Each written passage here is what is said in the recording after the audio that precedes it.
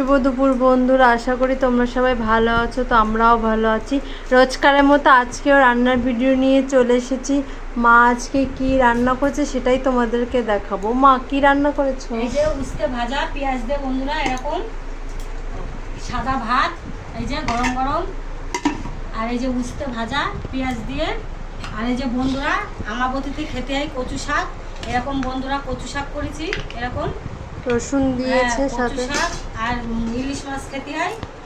তো এই যে ইলিশ মাছ রান্না করেছি। এই যে বন্ধুরা ডিম ভর্তি পেটে, এই যে এরকম ইলিশ, অনেক বড় ইলিশ ছিল, ইলিশটা 1.5 কিলো ওজন।